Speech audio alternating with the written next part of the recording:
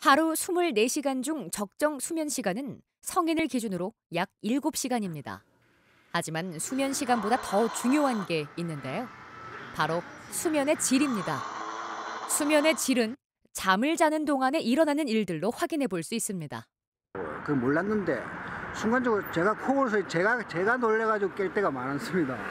잠을 못 자니까 이제 체력도 떨어지고 피로도도 쌓이고 이제 집중도 잘 안 되더라고요. 수면 무호흡증과 코골이는 수면장애의 대표적인 증상입니다. 이러한 증상들이 나타나는 이유는 공기가 폐로 통하는 길인 코와 목의 구조에 이상이 생겼기 때문인데요.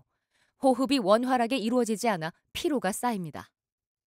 야간에 주무시지 못한 것들이 누적이 되기 때문에 주간 졸음증을 유발할 수밖에 없고, 그런 주간 졸음증들은 이제 낮에 고도의 업무 효율을 요하는 운전자들이라든가 아니면 일반 사무직 일을 하시는 분들도 그런 작업 능률의 저하라든가 사고라든가라는 그런 문제들을 불러일으킬 수 있는 가능성을 충분히 가지고 있는 거죠. 피곤하지 않은 하루를 보내기 위해서는 수면 상태를 점검해 볼 필요가 있습니다. 이비인후과 전문의 정재훈 원장과 함께 수면의 질을 개선하는 방법에 대해 알아봅니다.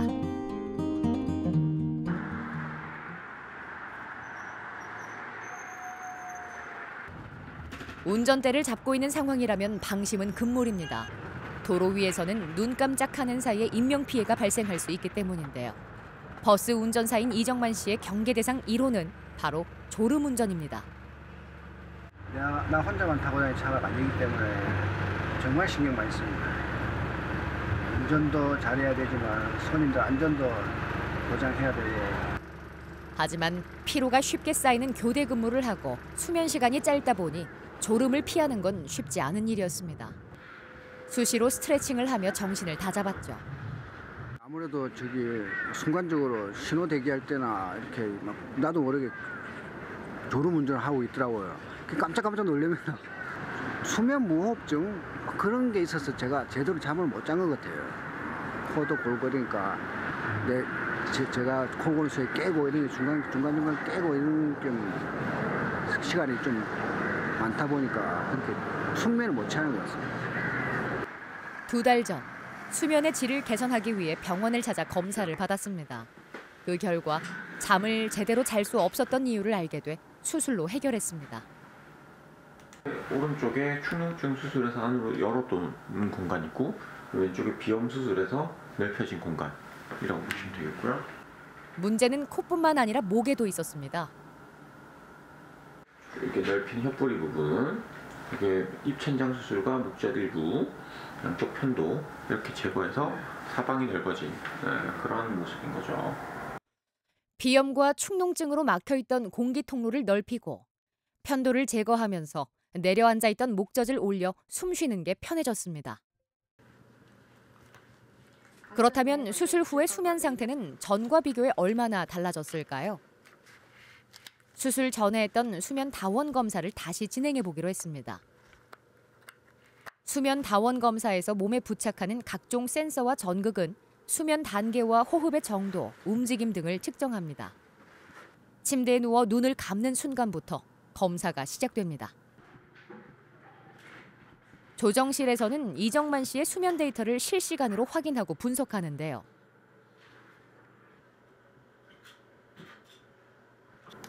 이 선이 지금 코 고는 선이거든요. 여기서 코를 골 때 이렇게 짙게 나와요. 네, 진동이 울리면은 여기서 이렇게 센스가 감지를 네, 하네요. 네. 밤부터 다음 날 아침까지 검사를 진행합니다. 다행히 코를 고는 증상은 많이 사라졌습니다. 검사자가 상주에 있는 상태에서 환자분의 코골이 무호흡뿐 아니라 뇌파라든가 안전도, 근육의 움직임, 또 심전도, 그리고 사지의 떨림 같은 것들을 정확하게 측정하고 이것을 적외선 카메라로 담아내는 검사를 말씀드리는 거고요. 주무시는 동안에 일어나는 일련의 모든 행위들을 수집해서 종합적으로 분석할 수 있는 그런 검사라고 보시면 되겠습니다. 다음 날 수면 다원 검사 결과를 바탕으로 수면의 질이 얼마나 개선되었는지 알아보는 시간을 가졌습니다. 수술 전에는 환자분 주무시는 동안에 총 30회 정도 나왔었거든요. 30회. 총 주무신 토탈 주무실 횟수가. 근데 지금 주무실 때 무호흡 점수 3번 나왔어요. 3번. 거의 없죠. 그러니까 이 전체 주무시는 동안에 3번 나왔으니까 무호흡이 거의 없다 보시면 되겠고, 코골이 거의 안 하시고요. 결과가 많이 좋아지는. 좋습니다. 산소 포화도도 많이 안 떨어지고, 환자분 전체적인 데이터 자체가 다 좋아요. 이전에 저희가 주무실 때 그때 심장 좀 빨리 뛴다고 했었잖아요. 네. 부정맥도 지금 없거든요. 이 정도면 저희가 볼 때는 꽤 좋습니다. 총 무호흡 지수가 30번에서 3번으로 확연하게 줄었습니다. 맥박도 정상적인 수치를 찾아갔는데요. 숨을 쉬는 게 자유로워지니 잠도 깊게 잘 수 있게 됐죠. 저희가 이제 수면 검사나 사진을 찍어 봤을 때 코의 문제인 경우가 상당 부분 많습니다. 그래서 코 부분을 해결했을 때 그런 구강호흡 자체를 일단 해결할 수 있는 면이 많이 크고요. 그리고 무호흡 점수 중에서 상당 부분이 목과 또 관련이 있는데, 저희가 사진을 찍었을 때 목 부분이 폐쇄된 부위가 많이 보인다면 그 부분을 저희가 충분히 부작용 없이 잘 제거한다면 환자분의 삶의 질이 급격하게 좋아질 수 있습니다. 한결 가벼워진 몸과 마음은 업무에 도움을 주고 있습니다. 주간 졸음증에서 벗어나 승객들의 안전을 책임지고 직업 만족도도 자연스럽게 상승했죠. 수술하고 나니까 이제 저 상태가 다 좋아지니까 그게 연관이 있었구나 이런 생각을 해보면 진작에 좀 했으면 좋았을 걸 이런 생각도 앞으로 이제 좀 너무 잘했다 생각됩니다. 이제 코로 숨 쉬는 게 이제 일단 편하니까 다시 태어난 기분입니다. 잠은 몸에 쌓인 피로를 해소하고 심리적 안정감을 가져다 줍니다. 충분한 수면 시간을 유지해야 최적의 효과를 볼 수 있는데요. 그러기 위해서는 코와 목의 구조에 관심을 기울여야 합니다. 점막이 처지게 되면 그런 처진 점막이 좁아진 공기 통로를 막게 되고, 그 막기에 되는 그 점막이 떨림 현상이 이제 코골인데, 이제 그렇게 되면 대부분은 코골이를 심하게 하시다가 한 번씩 그 부분이 완전히 막히게 되면 무호흡이 같이 발생할 수밖에 없는 원리이기 때문에 코골이랑 무호흡은 같이 대부분은 병행해서 존재할 수밖에 없다라고 생각하시면 되겠습니다.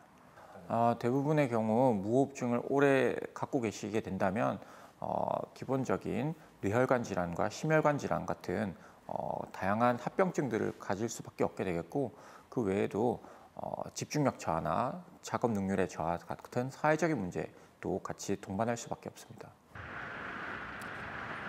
박재성 씨는 가족들로부터 잘 때 숨을 쉬지 않거나 코를 고는 일이 잦다는 말을 들어왔습니다. 특히 최근 들어서 그 증상이 심해졌는데요. 남들보다 휜 코가 원인인 것 같아 병원을 찾았습니다. 저는 전신 마취로 진행을 하고 무호흡 점수를 도출해 보니까 50.7점이 나와요. 50.7점이라는 거는 1시간 동안에 무호흡을 50회 이상 한다는 거고, 1분에 한 번꼴로 거의 숨 멈추는 게 나타나는 건데, 환자분 숨 오래 멈출 때 1분 정도도 멈출 정도로 극심한 무호흡이 있으시거든요. 거기다가 코골이도 거의 대부분 주무시는 동안에 강한 강도로 하는 코골이도 같이 관찰되고, 산소 포화도도 엄청 많이 떨어지고요. 무호흡이 총 199번 나타난 가운데 최장 무호흡 시간은 1분이 넘습니다. 이제 원래 새벽으로 갈수록 렘 수면이 많아지는 건 당연한데 한 번씩 좀 팍팍 깨세요 많이. 잠을 깊게 자지도 못했습니다. 집중력이 많이 떨어져서 일단 같은 일을 하거나 같은 주제를 텍스트를 읽을 때 이걸 빨리 처리할 수 있는 시간이 점점 늘어나는 것 같은, 이 코골이가 심해지고 아침에 그렇게 좀 집중력이 떨어지고 머리가 멍한 상태에서 보면 그 업무 효율도 떨어지고 습득력도 되게 떨어지는 것 같은 느낌이 계속 들더라고요. 그래서 이게 좀 문제가 크구나 지금 내가. 코 안의 상태도 확인해 봅니다. 구조적으로도 문제가 있는 걸까요? 이렇게 휘어 있는 거거든요. 이렇게 그래서 여기 이쪽 공간은 많이 좁고 이쪽 공간은 그나마 넓은데 여기도 지금 비염이 있고 여기도 비염이 있어서 주기적으로 여기가 이제 부풀게 되면 양쪽 코가 번갈아 가면서 충분히 막힐 수 있어요. 코가 휜데다 비염까지 있어 숨을 쉬기 어려운 구조입니다. 코 모양이 이렇게 활처럼 휘었어요. 이렇게 가운데가. 그래서 환자분 보이는 이런 여기 부분을 밸브 부분이라고 하거든요. 그 밸브 부분이 막혀가지고 양쪽 코 다 숨쉬기가 힘들어요. 여기가. 코도 코지만 목에서도 호흡을 방해하는 여러 문제점이 발견됐습니다. 목젖 부분이 많이 처져 있는 게 보이고 혀도 많이 올라와 있고요. 그리고 편도 쪽도 이전에 염증도 좀 앓으셨던 것 같은데 많이 커져 있는 편도도 확인되기 때문에 이런 구조물들이 지금 다 구강의 호흡을 막는 방해 요인이기 때문에 여기 기도를 폐쇄하는 부위를 모두 넓혀주는 수술이 필요합니다. 이게 입천장 쪽을 약간 당기는 수술. 수면다운 검사했을 때 중추성 무호흡은 거의 나오지 않고 폐쇄성 수면 무호흡, 그러니까 구조에 기인한 무호흡만 많이 나오시고 있거든요. 이런 경우는 결국 구조를 정확하게 잡는다면 무호흡이나 코골이 증상은 많이 좋아질 수 있는 거죠. 목부터 수술을 진행합니다. 목 주위에는 림프 조직인 편도가 있는데요. 소화기에는 면역 기능을 담당하지만 성장하면서 흔적 기관으로 변하기 때문에 제거해도 문제가 없습니다. 입 천장에 위치한 인두 편도를 절제하고 빈 공간을 활용해 처진 목젖을 위로 당겨줍니다. 혀 뒤쪽 양측에 덩어리 형태로 남아있는 구개 편도도 잘라냅니다. 성인들은 편도 생각보다 많이 안 크거든요. 근데 이 정도면 그래도 공간을 많이 차지하고 있었던 것 같아요. 편도를 계획한 만큼 모두 떼어냈습니다. 이제 절제 부위를 꿰맬 차례인데요. 그래서 이 부분에 저희가 이제 조직을 떼내고 꼬매면 이제 이 부분이 좁아지니까 전체적인 기도는 넓어지게 되겠죠. 기도를 막는 불필요한 편도들을 제거하면서 공간이 눈에 띄게 넓어졌습니다. 마지막으로 혀뿌리를 축소하는 고주파 에너지로 공간을 더 넓혀줍니다. 코 안쪽 가운데 부분에는 코를 좌우로 나누는 비중격이라는 연골이 있습니다. 이 부분이 휘어지면 비중격 만곡증이라고 부르는데요. 선천적이거나 물리적인 충격을 받아 휘기도 하죠. 이게 비중격을 박리하고 있거든요. 그래서 이쪽을 박리해서 이쪽으로 들어가야 휘어진 부분을 다 노출시켜서 교정할 수가 있습니다. 휘어진 부위의 연골을 절개하고 제거해 반듯하게 펴줍니다. 코를 지탱하는 역할을 하기 때문에 단단하게 고정할 필요가 있습니다. 담쟁이 동굴같이 기준점으로 삼고 같이 묶어주면 좀 더 강하게 단단하게 결속이 되거든요. 그래서 이제 이걸로 저희가 고정을 합니다. 내시경을 통해 코 안의 상태를 확인합니다. 여기는 원래 넓었던 곳이고 여기는 원래 공간이 하나도 없었는데 들어가는 공간을 제가 거의 약간 오려 붙이다시피 해서 이렇게 만들어 놓은 거죠. 휘어진 비중격을 방치하면 코가 막히는 것부터 시작해 축농증과 후각장애, 수면장애 등 다양한 질환을 동반할 수 있습니다. 또한 집중력과 업무 능력 저하 등 일상생활에 악영향을 끼치기도 하는데요. 증상이 심한 경우엔 수술을 받는 것이 가장 좋습니다. 코랑 목 수술 다 같이 했을 때 보통 일상생활 복귀하는 데는 일주일 정도면 충분하고요. 한 2주 정도 지나면 그때부터는 전혀 직장생활 하시는 데도 문제 없습니다.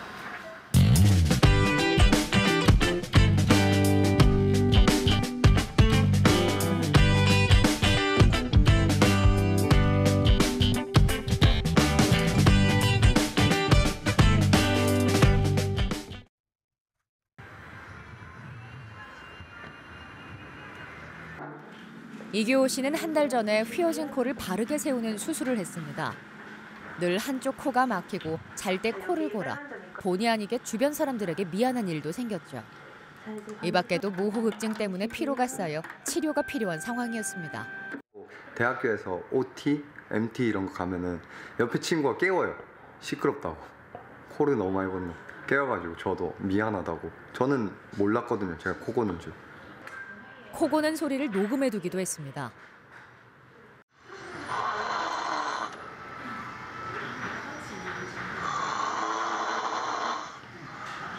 그리고 낮에는 또 잠을 못 자니까 당연히 낮에는 피곤하고 약간 졸리고 자고 싶고 막 그런 면역력도 약간 저하되는 느낌도 들고. 네. 비중격이 휜데다 비염까지 있어 코골이가 더욱 심할 수밖에 없었는데요. 수술 경과를 관찰하기 위해 병원을 찾았습니다. 보통 수술하고 나서 3주째 제일 환자분이랑 저랑 이제 처음에 수면 다원 검사부터 먼저 했다 그죠? 네. 그래서 이제 요게 환자분 그때 주무시던 데이터고요. 29초 정도 숨 멈추고 이런 것들이 있어요. 그래서 보면 이럴 때 산소 포화도가 쭉 떨어지는 게 나타나고. 숨을 거의 안 쉬네요. 그렇죠. 29초 동안, 30초 동안 숨 안 쉬는 거라 생각하시면 돼요. 그러니까 뭐 이런 일들이 환자분은 1시간에 23번 정도 나타나는 환자분이거든요. 수술 전엔 총 23번의 무호흡과 29초 동안 숨을 쉬지 않는 구간이 있었습니다. 양쪽에 이런 합의갑계도 많이 부어 있어서 코 안의 공기 흐름을 조절하는 합의갑계가 부어오르면서 호흡을 방해했습니다. 양쪽에 비염도 엄청 많이 줄여놨어요. 네. 그래서 이 지금 올바르게 서 있는 비중격이 보이고 비염 부분도 줄여놔서 까만색 공간이 훨씬 많이 늘어났다 그죠? 네. 그래서 코로 숨쉬는 공간이 많이 좋아졌고. 비중격을 세우자 겉으로도 코 안의 공간이 넓어진 걸 확인할 수 있었습니다.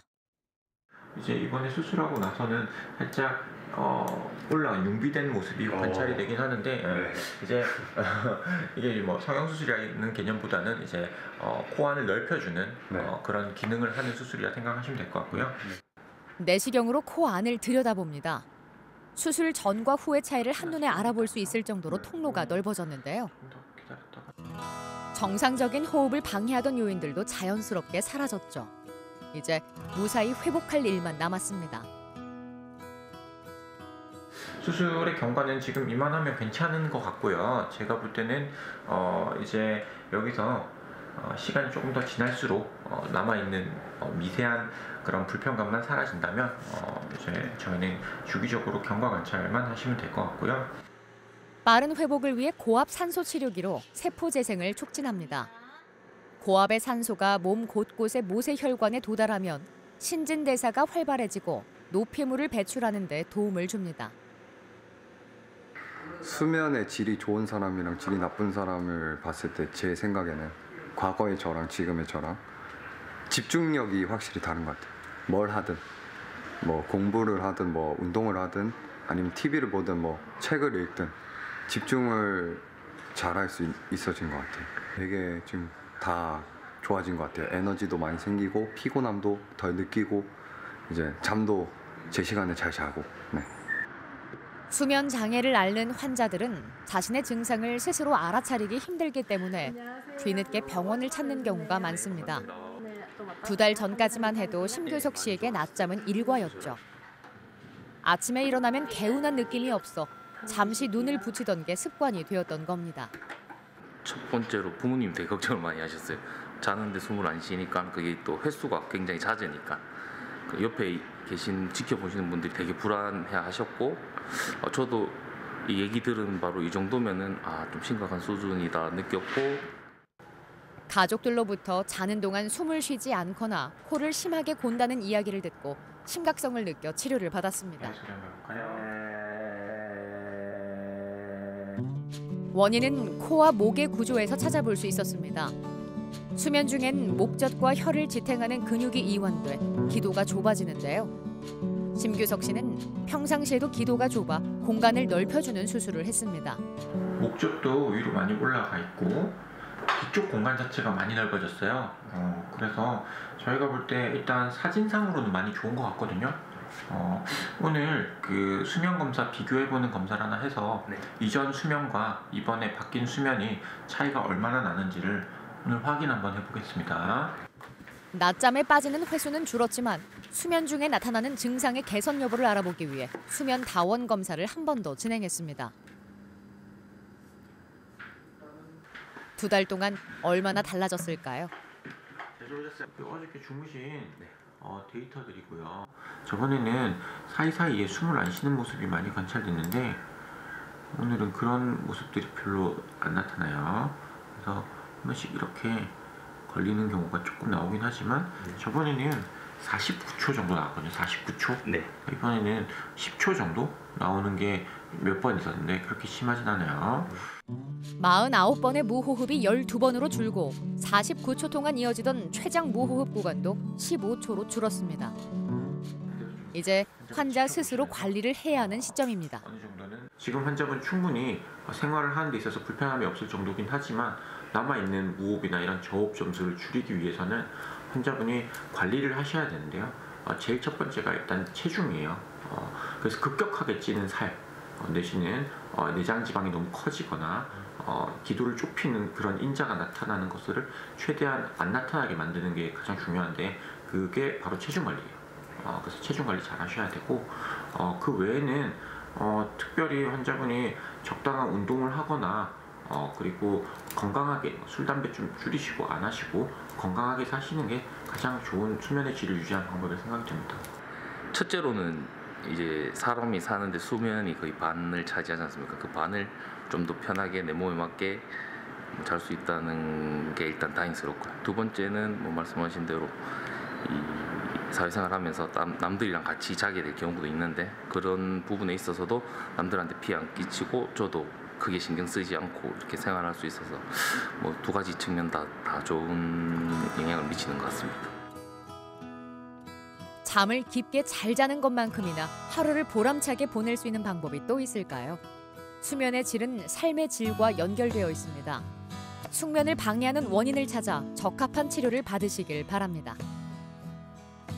수면 무호흡을, 코골이를 개선할 수 있는 분들임에도 불구하고 맞지 않는 치료법을 택함으로 인해서 불편함을 느끼시는 분들이 꽤 많은 걸로 알고 있고 그런 분들은 맞는 치료법인 수술적인 치료법이 맞다면 맞는 치료법을 행해서 그러한 사회적인 그리고 개인적인 그런 삶의 질을 많이 높이는 것이 환자분한테 훨씬 더 이득이 되지 않을까라는 생각을 갖고 있습니다.